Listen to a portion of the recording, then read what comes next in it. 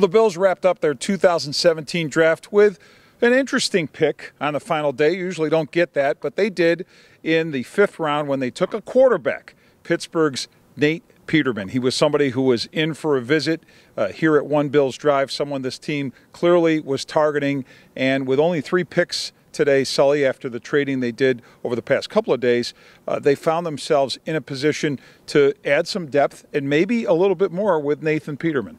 I think it's a good pick. It's the type of pick they haven't made enough over the years. They've now picked a quarterback 2 years in a row for the first time since 1986. You never know who's going to be the next Prescott.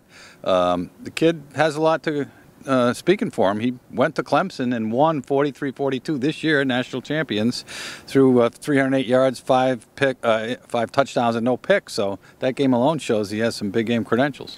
An NFL-ready guy compared to some of the other quarterbacks, Jay, because he's worked under center, so he's got that familiarity. And the Bills especially like the fact that he overcame the adversity of failing to beat out Josh Dobbs at Tennessee and then transferring to Pitt and eventually becoming the starter there. Yeah, I think the big thing there, you mentioned it, was he might be the most pro-ready of these quarterbacks because he has that experience playing under center in a pro-style offense. So, Sully brought the name up, Dak Prescott, and I know it's probably premature to make that leap, but quarterbacks move the needle, and that's going to get people thinking when you take one. And I think in Peterman, they've got a guy, like Sully said, that is a very worthy developmental prospect. Let's see what he can do for them. I think at worst he comes in and competes with Cardale Jones for maybe the 3rd spot on the roster, or even I wouldn't rule out that he could compete for the number 2 job with TJ Yates, who is really just a journeyman veteran. So I think there's possibilities here with Nathan Peterman, and to me it speaks a lot about again, and we keep going back to it, the new regime. But this coaching staff is not married to Cardale Jones by any stretch. No. That was a Doug Whaley pick. They've brought a quarterback in here now who might push Cardale Jones off the roster. Again, might compete for even the backup quarterback job. And then who knows what's going to happen down the road with Tyrod Taylor being basically here on a 1-year deal.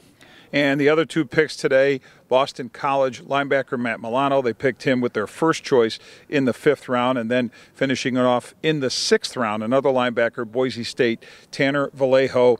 Again, both guys probably have to make their way as special teamers, but they really like Milano, especially athletically. He was a safety as well as a linebacker in college. So that wraps it up. 3 picks today, 3 in the first 2 days, so a total of 6 picks. It's 3 offensive players, 3 defensive players for the first draft under Sean McDermott as head coach of the Buffalo Bills. Check out all our coverage. There'll be a ton of it on BuffaloNews.com and in the Buffalo News. And for Jerry Sullivan and for Jay Skursky, I'm Vic Carucci saying come back for much more on BuffaloNews.com.